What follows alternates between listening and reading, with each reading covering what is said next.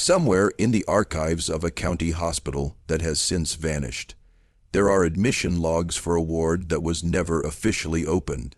The entries stretch across nearly 14 years, beginning in the winter of 1871 and ending in early 1885, listing in neat copperplate handwriting the names of 43 patients admitted under the care of a single physician. What makes those records disturbing is not the names themselves. It is the column beside them, the one marked discharge date, which for 31 of those 43 patients was left completely blank. Not marked deceased, not transferred, not escaped, simply blank. For decades, those ledgers sat in the basement of a former county building in upstate New York, unread and uncatalogued, buried beneath the papers of a man whose medical license had been quietly surrendered without a public hearing in the spring of 1885. His name was Dr. Elias Gault. And if you had asked anyone in the village of Harwick Hollow during those years what kind of doctor he was, they would have told you without hesitation that he was the finest physician in the county. A man of extraordinary gifts, a man devoted above all else to keeping his patients alive. They were right about that last part.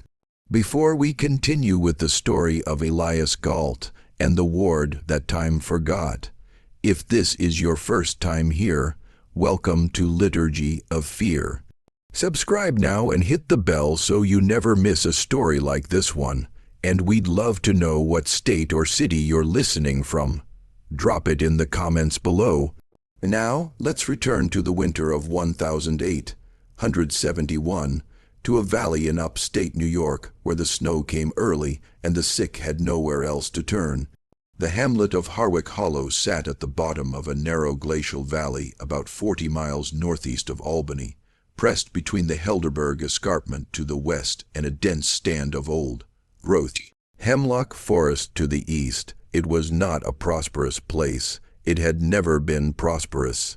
The farms that climbed the valley's lower slopes produced enough rye and potatoes to keep families fed through the long winters, but not enough surplus to attract the kind of commerce that might have brought a proper town into being.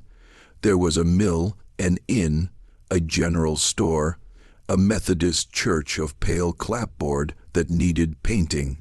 And by 1868, a single-room medical office attached to the rear of the Gault House on Fellow Creek Road.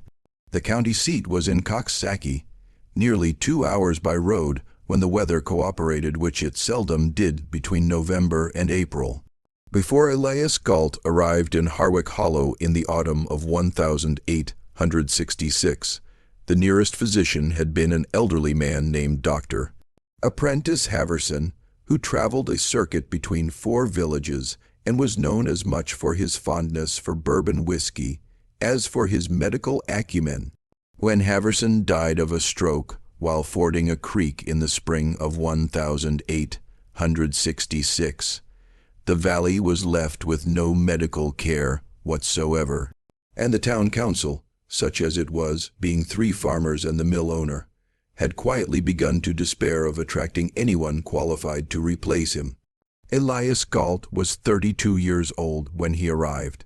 He came from Albany, where he had completed his formal training at Albany Medical College, and then spent 2 years working in the wards of Albany City Hospital. His colleagues there would later describe him as methodical, precise, and unusually patient. A man who took careful notes and revised them meticulously, who never seemed to tire of a difficult case when other physicians had already begun to speak of hopeless situations. He had published a single paper in the American Journal of Medical Sciences in 1864 on the subject of respiratory complications in patients recovering from typhoid fever. The paper was not remarkable. What was remarkable was its tone, clinical, almost cold, as though the suffering of the patients it described were variables in an arithmetic problem rather than experiences being endured by living people. Nobody in Harwick Hollow read medical journals. What they saw was a tall, angular man with careful dark eyes and very clean hands. Gault, who arrived on a Tuesday with a leather trunk full of instruments and reference texts, rented the house on Fellow Creek Road from the widow Tilda Moss Grove and opened his office within a week. He charged modest fees. He made house calls in all weather. He did not drink. He attended the Methodist Church on Sundays without apparent devotion, but without apparent reluctance either. He was polite to everyone and familiar with no one. Within a year, he was the most trusted man in the valley. There was reason for that trust. In his first winter in Harwick Hollow, a diphtheria outbreak moved through the farms along the eastern ridge and killed 6 children before Gault contained it. He did this by isolating the sick, enforcing quarantine with a firmness that irritated several farmers who could not afford to be kept from their livestock, and administering treatments, some of them drawn from European literature that had not yet reached standard American practice, that appeared to slow the disease's progression in at least 3 cases where death had seemed inevitable. The children who survived became a kind of testament. Their parents spoke of Gault with a reverence that the Methodist minister found slightly uncomfortable. By the early 1870s, the valley's population had grown modestly not through prosperity, but through the arrival of 24 German immigrant families who had come to work the limestone quarry that opened on the escarpment in 1869. These families brought with them their own ailments, industrial injuries from the quarry work, chronic respiratory complaints from breathing stone dust, and among the older men, the accumulated damage of decades of hard labor in worse conditions than anything Harwick Hollow offered. They also brought a cultural deference to educated professionals that sat comfortably alongside the valley's existing respect for Gault's abilities. It was for these quarry workers and for the valley's poorest farming families that Gault proposed the ward. He came to the town council in the winter of 1870 with a proposal written in the same precise hand that filled his patient ledgers. The valley, he argued, needed a facility for the care of patients whose conditions required sustained attention, not the kind of sustained attention a family could provide with a farm to run and other children to feed, but the continuous professional attention that only a dedicated medical environment could offer. He had identified a building for the purpose, the old Renner farmhouse at the end of the hollow, which had stood empty since the Renner family departed for Ohio in 1868, and whose owner, a man in Albany who had inherited it without interest, was willing to lease it for a modest annual sum. The council approved the proposal with some hesitation. One member, a farmer named Cornelius Vander, raised the question of oversight. Who would inspect the facility? Who would ensure that its operations met the standards of the county medical board? Gault answered patiently that he would maintain full records and submit them to the county medical officer annually as required by law. The facility would not be a formal hospital, he explained, but a private care home operating under his license, which relieved it of certain regulatory burdens while still ensuring professional standards. Vander was not entirely satisfied, but the other council members were, and the motion passed 3-1. Work began on the Renner farmhouse in the spring of 1871. By November of that year, the ward, as it came to be called, though it had no official name, was ready to receive its first patients. The first patient admitted was a quarry worker named August Brenner, 47 years old, a native of Bodenwerder who had been in the valley for 2 years and whose lungs, Gault determined, had been severely compromised by stone dust. Brenner's breathing had worsened through the autumn to the point where he could no longer work, and his wife Marta had exhausted herself trying to nurse him while also managing their 4 children and the small kitchen garden that supplemented their income. When Gault suggested that August might benefit from the care of the ward, consistent monitoring, proper ventilation, a diet calibrated to his specific condition, Marta Brenner agreed with the relief A woman who had been carrying a weight she could not put down. She visited the following Sunday. The farmhouse had been transformed into something clean and orderly, with 4 beds in the main room and 2 in a smaller chamber off the kitchen that Gault had extended with a lean-to addition.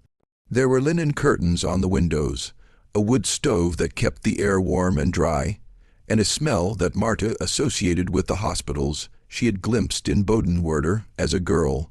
Carbolic, metallic, precise. Elias Gault met her at the door in his white coat and showed her to August's bed. August was sitting up, breathing more easily than he had in months.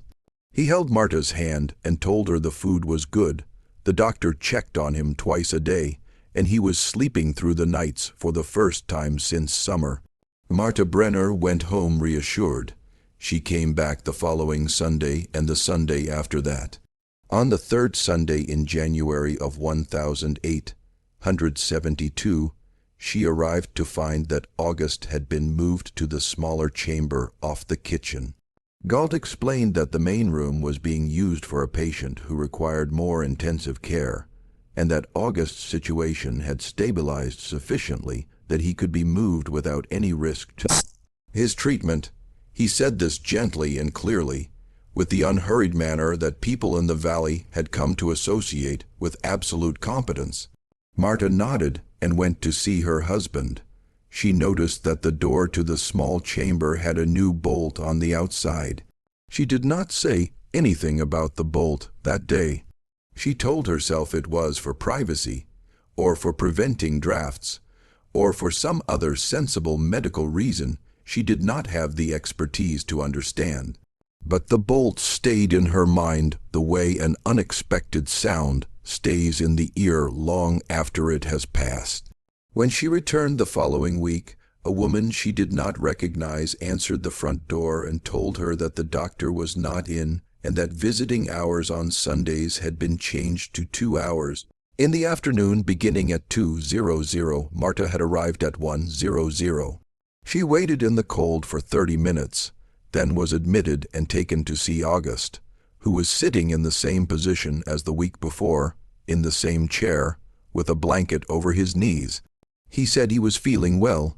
His voice was flat in a way that Marta could not quite identify. When she asked him whether he wanted to come home now that his breathing had improved, he said that the doctor thought it was too soon. She asked him what the doctor had said exactly. He paused for a moment, a pause she would remember for the rest of her life, and said that he couldn't quite recall. Walking back through the snow along the hollow road, Marta Brenner tried to understand what was bothering her. Her husband was alive, his breathing was better, the facility was clean and orderly, and under the care of a physician everyone respected. She had no evidence of anything wrong. Only the bolt and the pause and the flatness in his voice and the feeling which she could not justify and could not dismiss, that her husband was being held in that house the way a specimen is held in a jar, preserved and still and entirely in someone else's keeping. She did not know as she walked home through the late January cold that she had just had the last real conversation with August Brenner that she would ever have. He remained in the ward for 6 more years.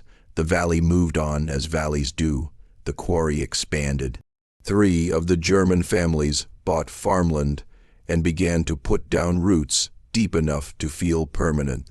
A second general store opened. The Methodist Church got its fresh coat of paint. Elias Gault's ward received over the following years a slow and steady stream of patients, some sent by Gault himself after house calls, some arriving through referrals from neighboring communities that had begun to hear of the facility. 1 or 2 brought in family carriages by relatives from as far as Albany who had been told by someone who knew someone that Gault could manage conditions other physicians had given up on. The ward expanded. By 1875, Gault had added a full second story to the Renner farmhouse and enclosed the lean-to into a proper wing.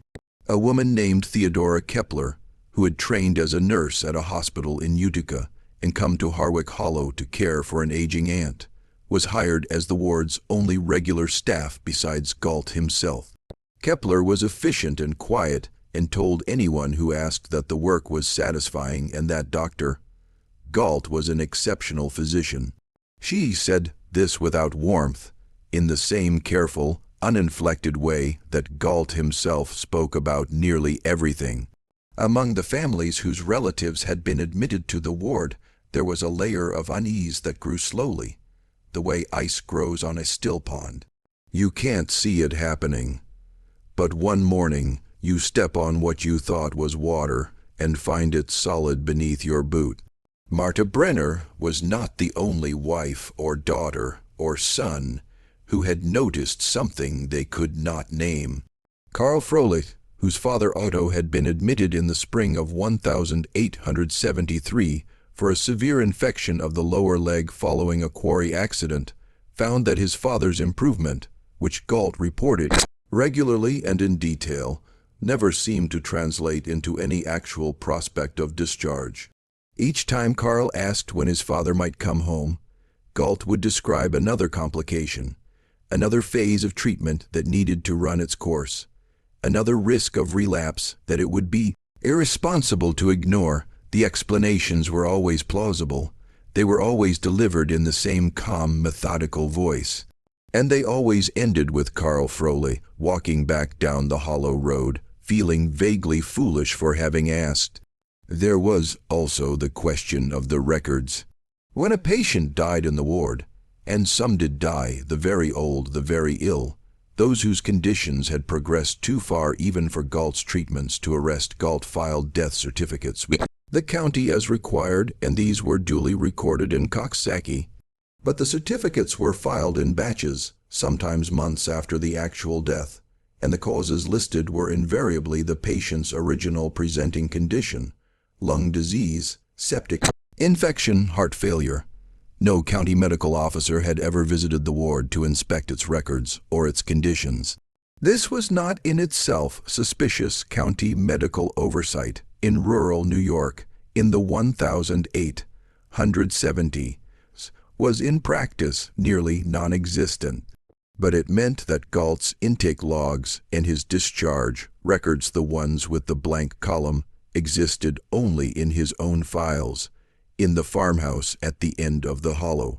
In the summer of 1876, a circuit preacher named Absalom Crane came through Harwick Hollow on his annual tour of the valley communities.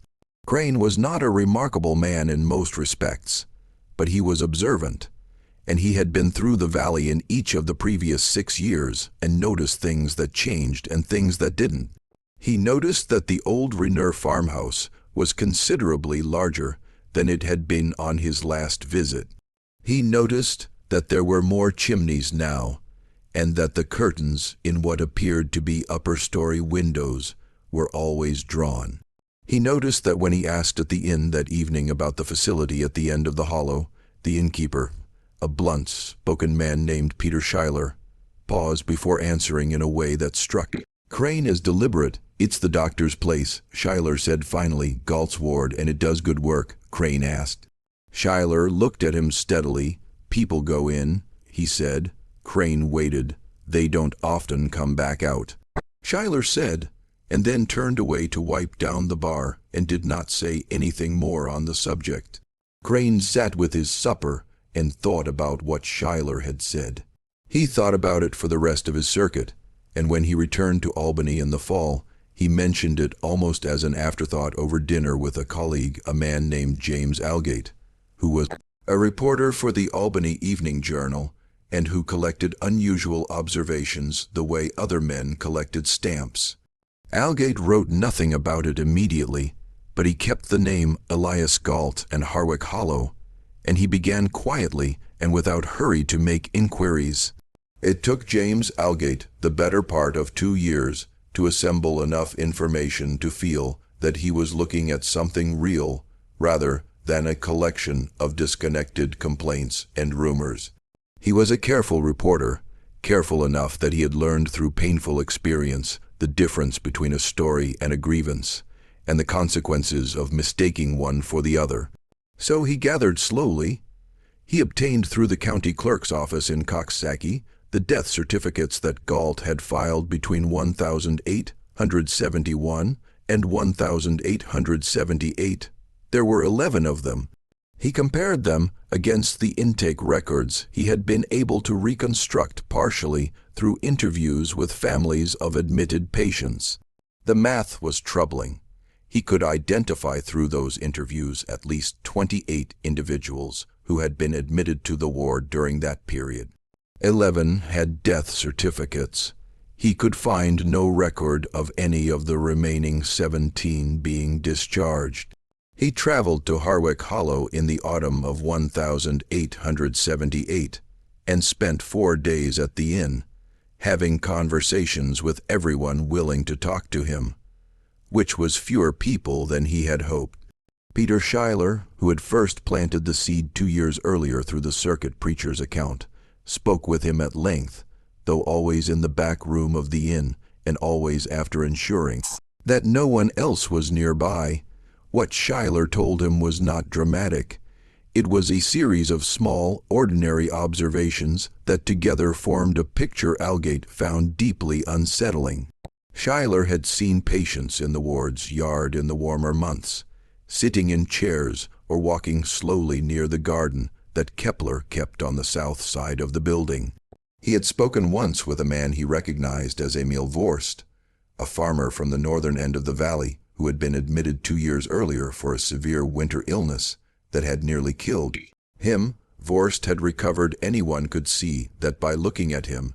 He was walking on his own, speaking coherently, and showed no obvious signs of serious illness.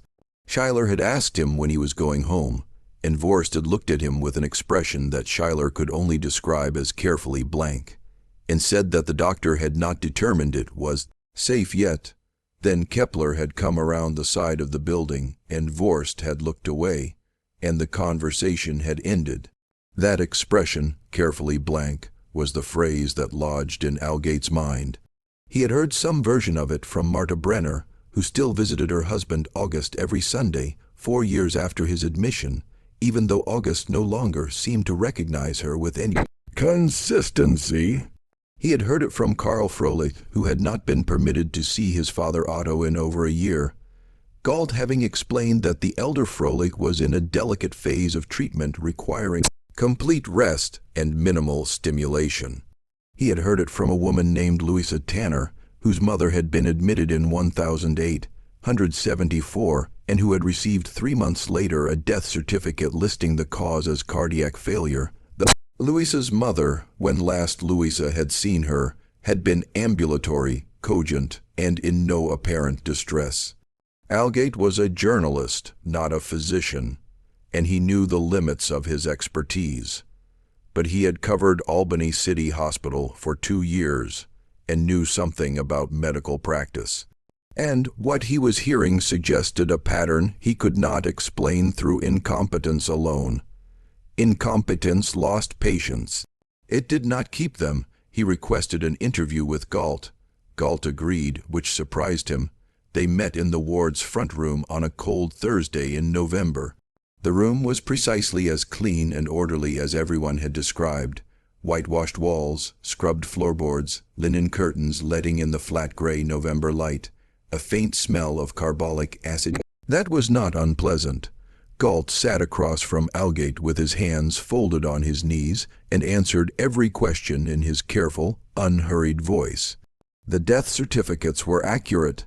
The cases Algate had asked about were too sensitive to discuss specifically. Patient confidentiality was a professional obligation he took seriously. The facility's records were available to the county medical officer upon request. He had nothing to hide and resented the implication that he might. Algate asked as gently as he could about the patients who appeared to have recovered, but had not been discharged. Gault looked at him for a moment. Then he said, "You need to understand this. Recovery is not the same as cure, Mr. Algate. A man who stops coughing may still be contagious. A woman whose fever breaks may relapse without warning. Premature discharge of a patient whose condition I have not fully resolved is, in my professional judgment, a greater cruelty than keeping them a little longer than their family might prefer. I have seen what happens when people go home too soon. I have seen them die in beds their children sleep in. I have seen whole families consumed by illnesses that proper isolation would have ended. What I do here is not comfortable, but it is correct. It was a perfectly reasonable answer, the kind of answer that could not be argued with because it was grounded in genuine medical logic and framed in terms of patient welfare. Algate left the ward that afternoon without having found a single thing he could point to and say, "This is wrong." He had only the feeling, persistent, cold, specific, that he had just been managed very skillfully by a man who had a great deal of practice at it. He returned to Albany and began writing the only kind of story he could actually write, not an accusation, but a question. The article appeared in the Albany Evening Journal on February 14, 1879. It was careful, measured, and deeply unsettling to anyone who read it closely. Algate did not accuse Gault of any crime. He described the ward's operations, the family's concerns, the gap between admissions and recorded discharges, and he posed a series of questions addressed nominally to the county medical board about the oversight of private care facilities in rural counties. He named no patients, cited no specific cases, and at no point made any allegation that could not be supported by documented fact. It was in every legal and journalistic sense an exemplary piece of cautious reporting. It was also received within the valley of Harwick Hollow as a declaration of war. Gault's supporters, and there were many, because he had been the valley's physician for 13 years, and had in that time genuinely saved lives that would otherwise have been lost, were furious. The town council held a meeting at which Cornelius Vander, now older and somewhat softened toward Gault, moved that the council send a letter to the journal expressing its confidence in the doctor's character and the facility's operations. The motion passed unanimously. The minister preached a sermon the following Sunday about the sin of slander. 3 of the German families whose members were not patients at the ward circulated a document signed by 42 residents vouching for Gault's professional conduct.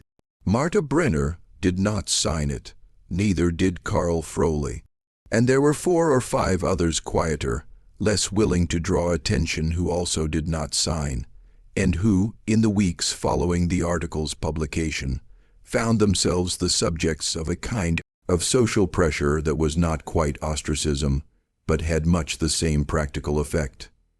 The valley had decided what it believed, and it believed in Elias Gault. Those who did not were an uncomfortable presence in a community that had organized itself around his competence for over a decade. But Algate's article had also been read in Albany, where it reached the desk of the State Medical Board's administrative secretary, a man named Horace Delacroix, who was methodical in his own way and who took seriously his obligation to follow up on credible complaints about licensed practitioners. Delacroix wrote to Gault requesting a formal submission of patient records for the preceding 5 years. The letter was politely worded and framed as routine administrative procedure. It arrived at the Gault house on Fellow Creek Road in the 3rd week of February. What happened next is documented only indirectly. A farmhand named Silas Putt, who occasionally helped with deliveries along the Hollow Road, later told Algate that he had seen on the night of February 23rd a considerable amount of smoke coming from the chimney of the ward's new stone outbuilding, the one that had been added to the property in 1876, and that appeared to serve as a storage facility for the ward's records and supplies. It was, Putt said, more smoke than a heating fire would produce. It was the kind of smoke that comes from paper. 3 weeks later, Gault submitted to the State Medical Board a set of records that covered only the years from 1876 to 1879, and that showed for that period 19 patient admissions and 19 corresponding discharges or death certificates. The records were clean, legible, and internally consistent. Delacroix reviewed them, noted no immediate irregularities, and filed them. For the moment, the inquiry stopped, but something else had begun. Because among the families who had read Algate's article, and who recognized themselves in the questions it asked without naming them, there was a slow crystallization of purpose. They had been isolated from one another, each family managing its own uncertainty, its own carefully reasonable explanations, its own reluctance to seem ungrateful to the man who had, after all, kept their relative alive. The article had shown them that they were not alone, that other people were asking the same questions, that the questions themselves were not unreasonable. Marta Brenner wrote a letter to James Algate. So did Carl Froley. So eventually did a woman named Hedwig Rausch, whose brother Conrad had been admitted in 1874 and who had stopped receiving any communication from the ward in 1877 when Gault had informed her by post that Conrad's condition had deteriorated beyond the point where visits could be permitted. Conrad Rausch would have been 41 years old in 1879. His death certificate, which Gault had not yet filed, did not exist. In the spring of 1879, Algate traveled back to Harwick Hollow with the letters in his coat pocket and a considerably clearer sense of what he was dealing with this time. He did not request a meeting with Gault. He went directly to the ward and asked to see the patients. Kepler met him at the door. She was polite and immovable. The ward was not open for unannounced visits. The doctor was not in. She would convey his request. Algate asked specifically to see August Brenner. Kepler said that Mr. Brenner's care requirements did not permit unannounced visits. Algate asked to see Conrad Rausch. Kepler's expression did not change, but something behind her eyes shifted in a way that Algate noticed and filed away. She said she was not aware of a patient by that name. Algate said that Conrad Rausch had been admitted to this facility in July of 1874 and had not been reported discharged or deceased. Kepler said she could not discuss individual patient cases. She said it with perfect composure as she closed the door. Standing on the steps of the former Rainier farmhouse in the mild April light, listening to the sound of the bolt being drawn on the other side of that door, James Algate understood with a clarity that moved through him like cold water that he was not looking at a story about negligence. The investigation that followed was not swift, and it was not clean. It did not produce the kind of dramatic single revelation that makes for a satisfying story.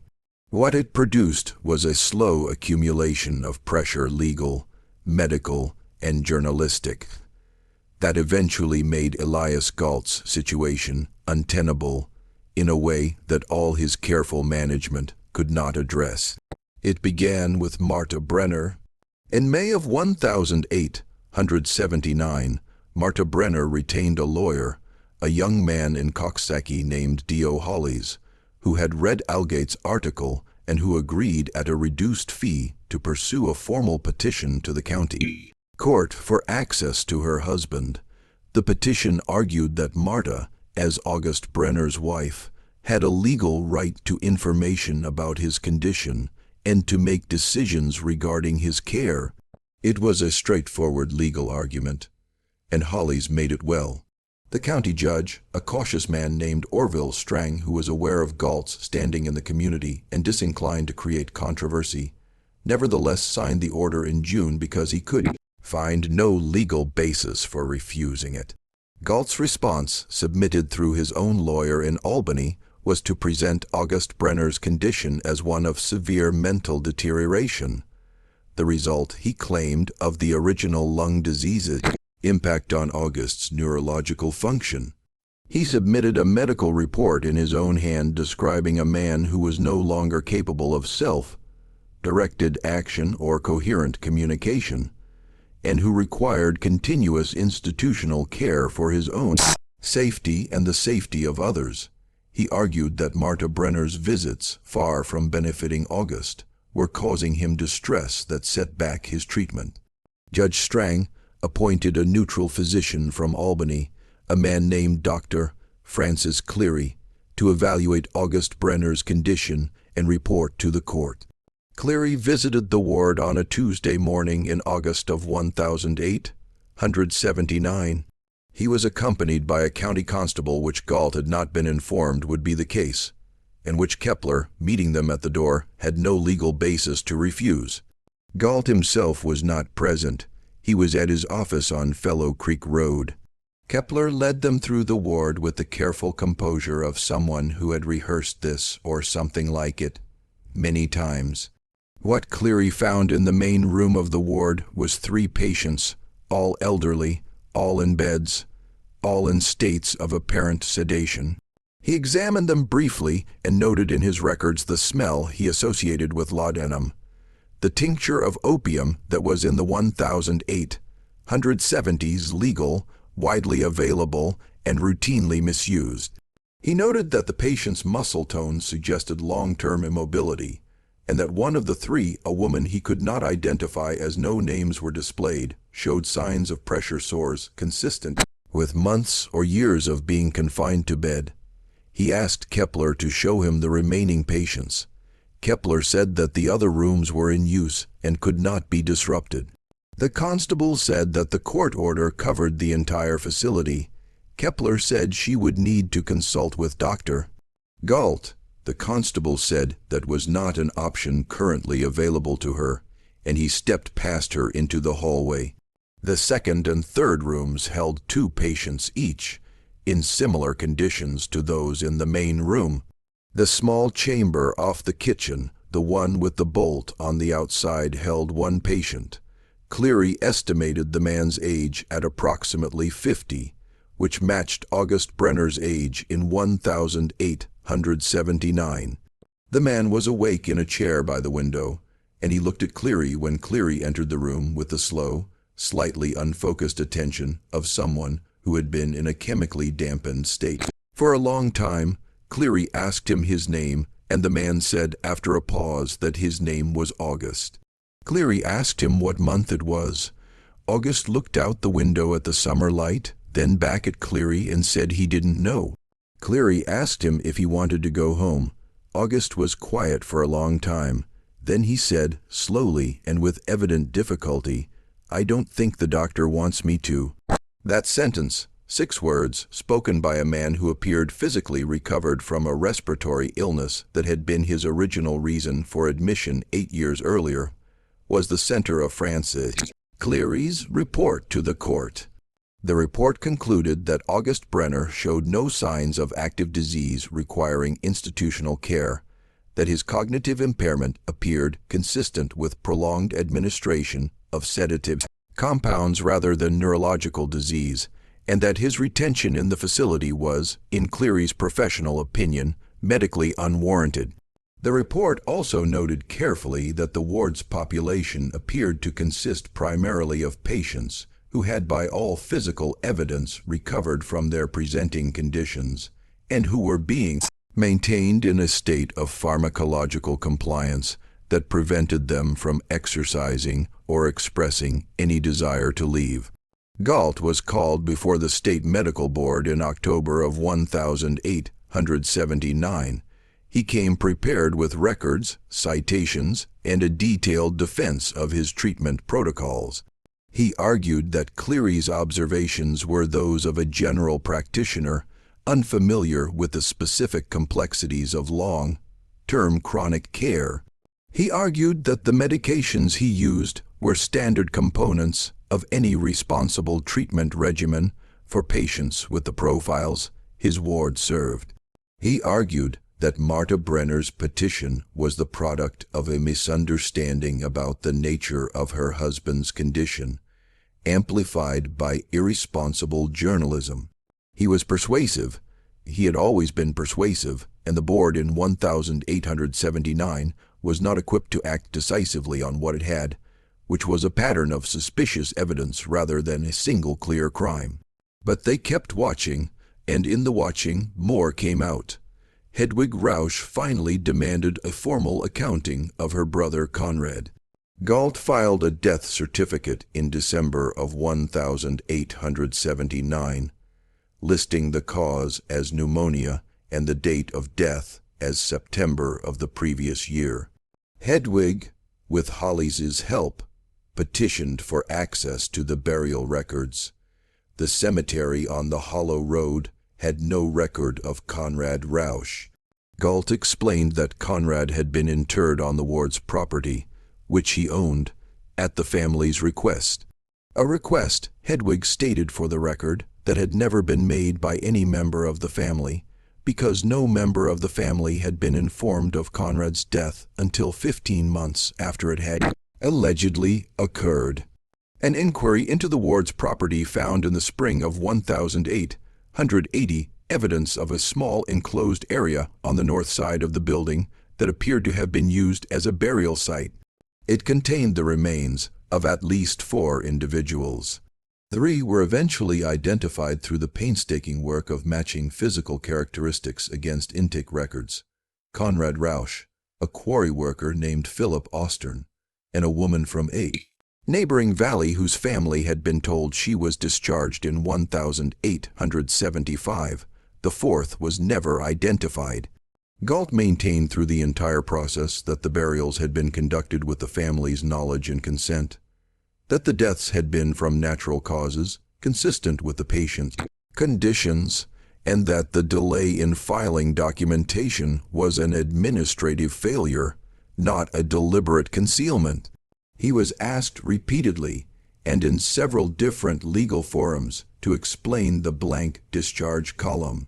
He said it was a clerical system he had since revised. He said it was an artifact of his record-keeping method. He said it meant nothing. The board could not prove that it meant anything definitive.